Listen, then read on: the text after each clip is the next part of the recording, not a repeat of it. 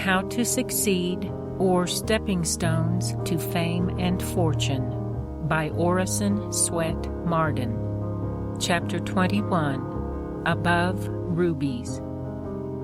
The best way to settle the quarrel between capital and labor is by allopathic doses of Peter Cooperism. Talmage.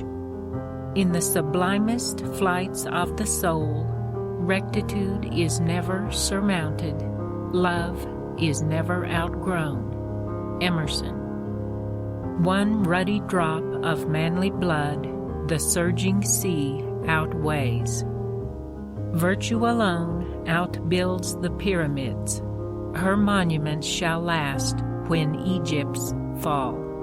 Young. He believed that he was born not for himself, but for the whole world. Lucan. Wherever man goes to dwell, his character goes with him. African proverb. The spirit of a single mind makes that of multitudes take one direction, as roll the waters to the breathing wind. Byron.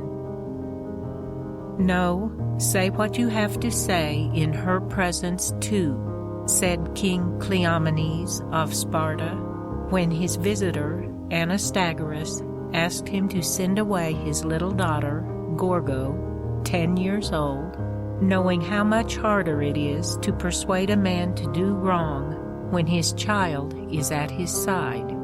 So Gorgo sat at her father's feet and listened while the stranger offered more and more money if Cleomenes would aid him to become king in a neighboring country. She did not understand the matter, but when she saw her father look troubled and hesitate, she took hold of his hand and said, "Papa, come away. Come, or this strange man will make you do wrong." The king went away with the child and saved himself and his country from dishonor. Character is power, even in a child. When grown to womanhood, Gorgo was married to the hero Leonidas. One day a messenger brought a tablet sent by a friend who was a prisoner in Persia, but the closest scrutiny failed to reveal a single word or line on the white waxen surface, and the king and all his noblemen concluded that it was sent as a jest.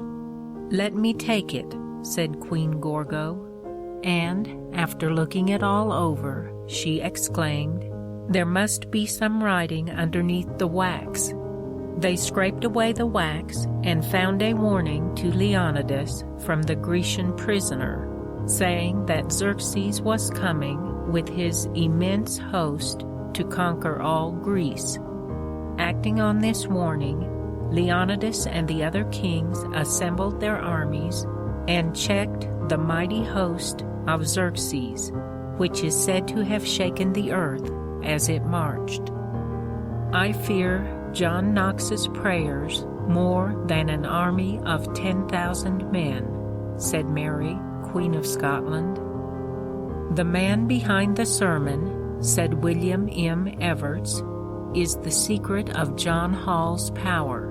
In fact, if there is not a man with a character behind it, nothing about it is of the slightest consequence. Thackeray says, "Nature has written a letter of credit upon some men's faces, which is honored wherever presented. You cannot help trusting such men. Their very presence gives confidence. There is a promise to pay in their very faces, which gives confidence, and you prefer it to another man's endorsement. Character is credit." In the great monetary panic of 1857, a meeting was called of the various bank presidents of New York City. When asked what percentage of specie had been drawn during the day, some replied 50%, some even as high as 75%. But Moses Taylor of the Citibank said, We had in the bank this morning $400,000. This evening, $470,000. While other banks were badly run, the confidence in the Citibank under Mr. Taylor's management was such that people had deposited in that institution what they had drawn from other banks. Character gives confidence. There is no such thing as a small country, said Victor Hugo. The greatness of a people is no more affected by the number of its inhabitants than the greatness of an individual is measured by his height. It is the nature of party in England, said John Russell, to ask the assistance of men of genius, but to follow the guidance of men of character. A handful of good life, says George Herbert, is worth a bushel of learning. I have read, Emerson says, that they who listened to Lord Chatham felt that there was something finer in the man than anything which he said. It has been complained of Carlyle that when he has told all his facts about Mirabeau, they do not justify his estimate of the latter's genius. The Gracchi, Agis, Cleomenes, and others of Plutarch's heroes do not in the record of facts equal their own fame. Sir Philip Sidney and Sir Walter Raleigh are men of great figure and of few deeds. We cannot find the smallest part of the personal weight of Washington in the narrative of his exploits. The authority of the name of Schiller is too great for his books. This inequality of the reputation to the works or the anecdotes is not accounted for by saying that the reverberation is longer than the thunderclap, but something resided in these men which begot an expectation that outran all their performance. The largest part of their power was latent. This is that which we call character, a reserved force which acts directly by presence and without means. What others effect by talent or eloquence, the man of character accomplishes by some magnetism. Half his strength he puts not forth. His victories are by demonstration of superiority, and not by crossing bayonets. He conquers because his arrival alters the face of affairs. O Iole, how didst thou know that Hercules was a god? Because, answered Iole, I was content the moment my eyes fell on him. When I beheld Theseus, I desired that I might see him offer battle, or at least drive his horses in a chariot race. But Hercules did not wait for a contest. He conquered whether he stood or walked or sat or whatever else he did. Show me, said Omar the Caliph to Amru the warrior, the sword with which you have fought so many battles and slain so many infidels. Ah, replied Amru, the sword without the arm of the master is no sharper nor heavier than the sword of Pharezdak the poet. So 150 pounds of flesh and blood without character is of no great value. No man throws away his vote, says Francis Willard, when he places it in the ballot box with his conviction behind it.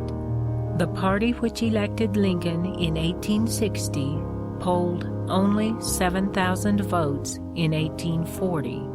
Revolutions never go backward, and the fanaticisms of today are the victories of tomorrow. "Oh, sir, we are beaten," exclaimed the general in command of Sheridan's army, retreating before the victorious Early. "No, sir," replied the indignant Sheridan. "You are beaten, but this army is not beaten. Drawing his sword, he waved it above his head and pointed it at the pursuing host, while his clarion voice rose above the horrid din in a command to charge once more. The lines paused, turned, and with the ocean's mighty swing, when heaving to the tempest's wing, they hurled them on the foe, and the Confederate army was wildly routed. When the war with France seemed imminent, in 1798, President Adams wrote to George Washington, then a private citizen in retirement at Mount Vernon, "We must have your name if you will permit us to use it. There will be more efficacy in it than in many an army. Character is power." When Pope Paul IV heard of the death of Calvin, he exclaimed with a sigh, "Ah, the strength of that proud heretic lay in riches? No. Honors? No. But nothing could move him from his course. Holy Virgin, with 2 such servants, our church would soon be mistress of both worlds." 1800 years ago, when night closed over the city of Pompeii, a lady sat in her house nursing her son of 10 years of age. The child had been ill for some days. His form was wasted, his little limbs were shrunk, and we may imagine with what infinite anxiety she watched every motion of the helpless one, whose existence was so dear. What did take place we know with an exactness very remarkable. That distant mountain, which reared its awful head on the shore of the bay, Vesuvius, was troubled that same night with an eruption, and threw into the air such clouds of pumice stones that the streets and squares of Pompeii became filled, and gradually the stones grew higher and higher until they reached the level of the windows. There was no chance of escape then by the doors, and those who attempted to get away stepped out of their first-floor windows and rushed over the sulphurous stones, a short distance only, for they were quickly overpowered by the poisonous vapors and fell dead. After the stones there fell ashes, and after ashes hot water fell in showers, which changed the ashes into clay. Those who ran out of their houses during the fall of stones were utterly consumed, while those who waited until the ashes began to fall perished likewise. But their bodies were preserved by the ashes and water which fell upon them. The Pompeian mother we have mentioned opened the window of her house when she thought the fall of stones was over, and with the child in her arms took a few hurried steps forward, when, overpowered by the sulphur, she fell forward, at which moment the shower of ashes began to fall, and quickly buried mother and child. The hot water afterward changed into a mold. The ashes and the sun baked the fatal clay to such a degree of hardness that it has endured to the present day. A short time ago, the spot where mother and child lay was found. Liquid plaster of Paris was poured into the mold formed by the bodies, and then the mold was broken up, leaving the plaster cast whole.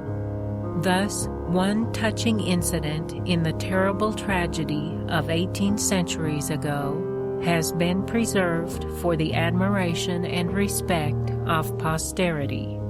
The arms and legs of the child showed a contraction and emaciation which could only result from illness.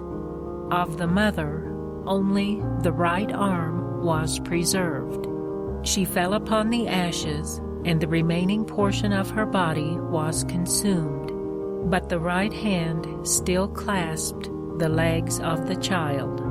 On her arm were 2 gold bracelets, and on her fingers were 2 gold rings, one set with an emerald, the other with a cut amethyst.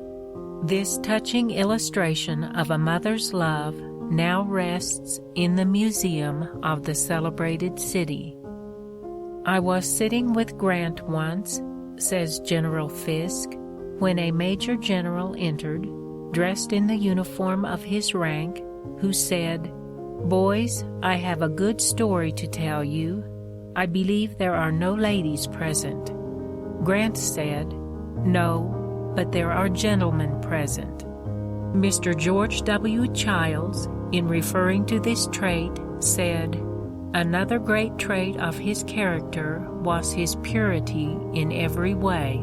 I never heard him express or make an indelicate allusion in any way or shape.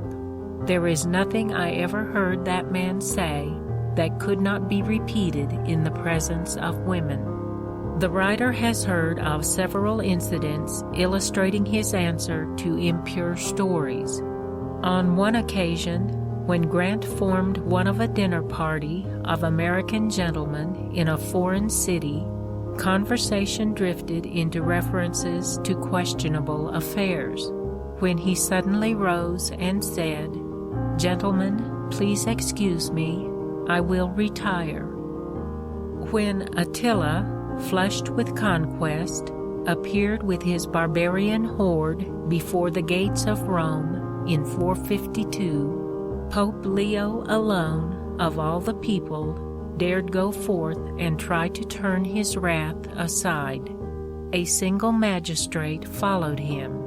The Huns were awed by the fearless majesty of the unarmed old man, and led him before their chief, whose respect was so great that he agreed not to enter the city, provided a tribute should be paid to him.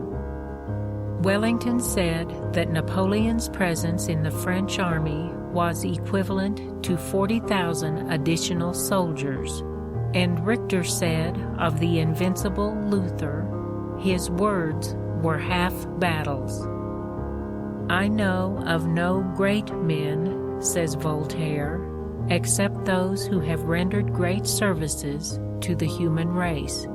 Men are measured by what they do, not by what they seem or possess."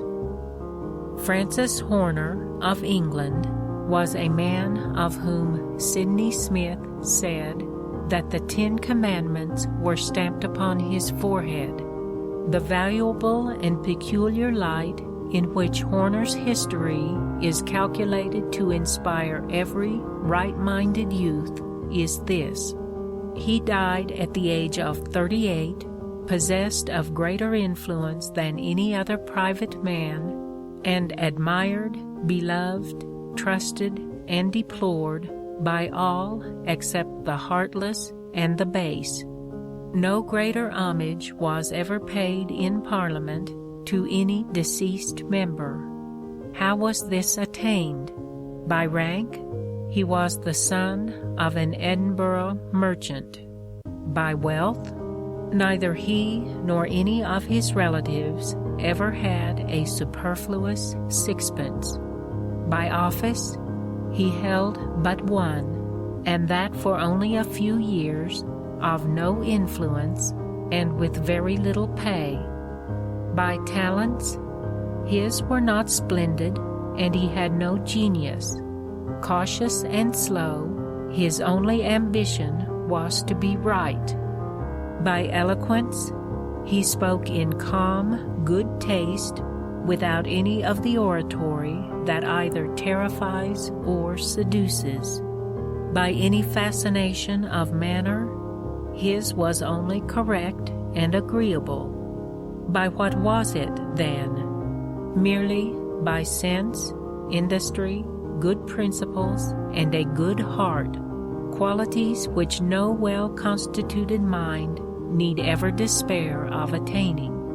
It was the force of his character that raised him, and this character was not impressed on him by nature, but formed, out of no peculiarly fine elements, by himself. There were many in the House of Commons of far greater ability and eloquence, but no one surpassed him in the combination of an adequate portion of these with moral worth. Horner was born to show what moderate powers, unaided by anything whatever except culture and goodness, may achieve, even when these powers are displayed amidst the competitions and jealousies of public life. 100 years hence, what difference will it make whether you were rich or poor, a peer or a peasant? But what difference may it not make whether you did what was right or what was wrong? At a large dinner party given by Lord Stratford after the Crimean War, it was proposed that everyone should write on a slip of paper the name which appeared most likely to descend to posterity with renown. When the papers were opened, every one of them contained the name of Florence Nightingale. Professor Blackie of the University of Edinburgh said to a class of young men, "Money is not needful. Power is not needful. Liberty is not needful. Even health is not the one thing needful. But character alone is that which can truly save us. And if we are not saved in this sense, we certainly must be damned." It has been said that when poverty is your inheritance, virtue must be your capital. Hence it was, said Franklin, speaking of the influence of his known integrity of character, that I had so much weight with my fellow citizens. I was but a bad speaker, never eloquent, subject to much hesitation in my choice of words, hardly correct in language, and yet I generally carried my point. When a man's character is gone, all is gone. All peace of mind, all complacency in himself is fled forever. He despises himself. He is despised by his fellow men. Within is shame and remorse. Without, neglect and reproach. He is of necessity a miserable and useless man. He is so, even though he be clothed in purple and fine linen, and fare sumptuously every day. It is better to be poor. It is better to be reduced to beggary. It is better to be cast into prison, or condemned to perpetual slavery, than to be destitute of a good name, or endure the pains and the evils of a conscious worthlessness of character.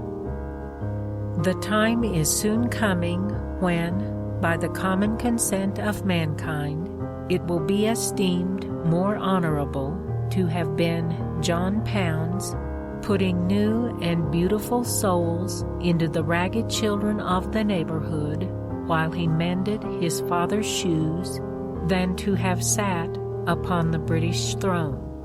The time now is when, if Queen Victoria, in one of her magnificent progresses through her realms, were to meet that more than American queen, Miss Dix, in her circumnavigation of charity among the insane, the former should kneel and kiss the hand of the latter, and the ruler over more than 100 millions of people should pay homage to the angel whom God has sent to the maniac.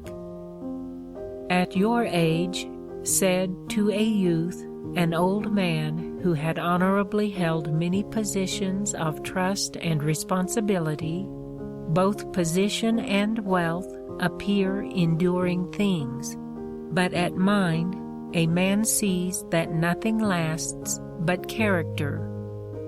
Several eminent clergymen were discussing the qualities of self-made men.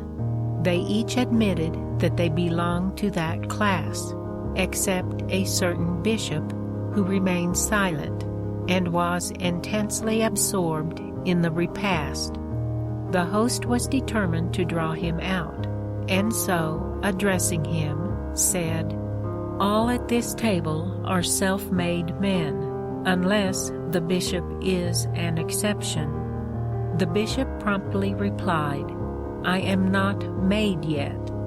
And the reply contained a profound truth.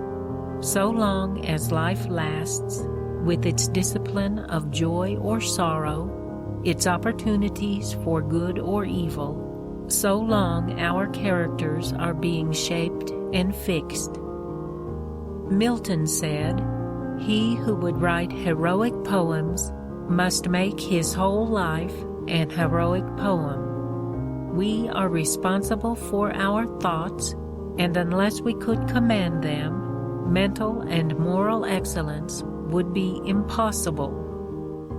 Charles Kingsley has well said, "Let anyone set his heart to do what is right and nothing else, and it will not be long ere his brow is stamped with all that goes to make up the heroic expression, with noble indignation, noble self-restraint, great hopes, great sorrows, perhaps even with the print of the martyr's crown of thorns." Said James Martineau, "God insists on having a concurrence between our practice and our thoughts. If we proceed to make a contradiction between them, he forthwith begins to abolish it. And if the will not rise to the reason must be degraded to the will."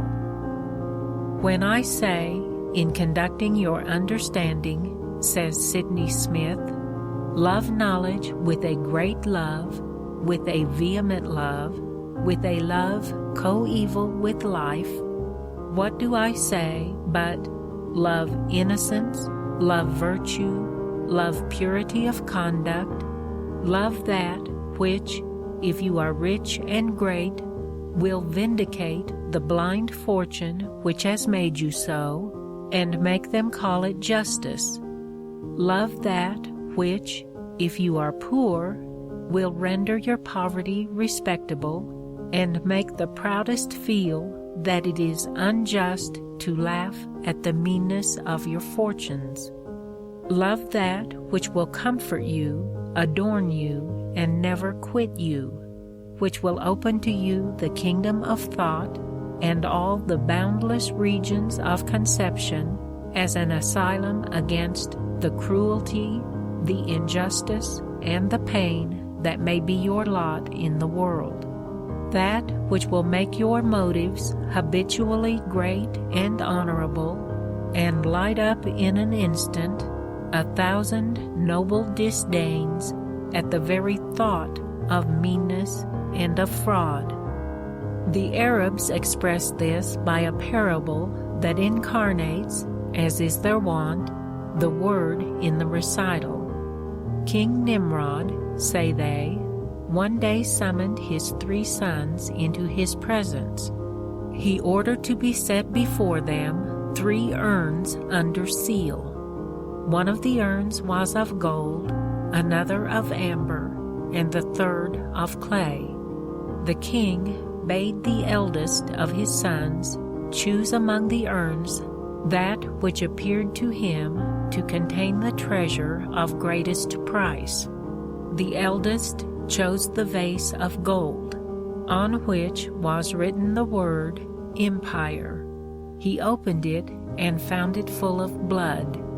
The second chose the amber vase, whereon was written the word Glory.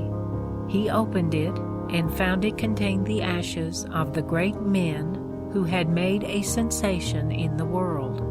The third son took the only remaining vase, the one of clay. He found it quite empty, but on the bottom the potter had written the word God. "Which of these vases weighs the most?" asked the king of the courtiers.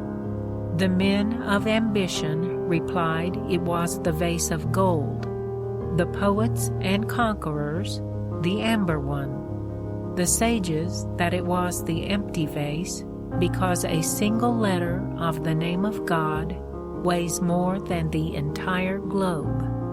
We are of the opinion of the sages. We believe the greatest things are great, but in the proportion of divinity they contain. Although genius always commands admiration, says Smiles, character most secures respect. The former is more the product of brain power, the latter of heart power, and in the long run it is the heart that rules in life.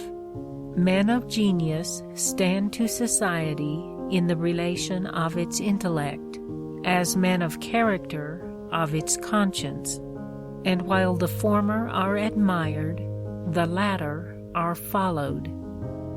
Commonplace though it may appear, this doing of one's duty embodies the highest ideal of life and character. There may be nothing heroic about it, but the common lot of men is not heroic, and though the abiding sense of duty upholds man in his highest attitudes, it also equally sustains him in the transaction of the ordinary affairs of everyday existence.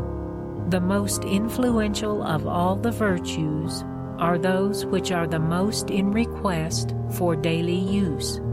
They wear the best and last the longest. We can always better understand and appreciate a man's real character by the manner in which he conducts himself toward those who are the most nearly related to him, and by his transaction of the seemingly commonplace details of daily duty, than by his public exhibition of himself as an author, an orator, or a statesman. Intellectual culture has no necessary relation to purity or excellence of character.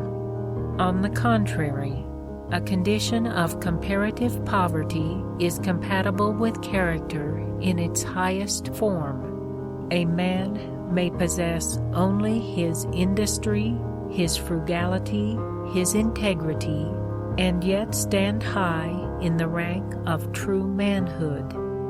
Character is property. It is the noblest of possessions.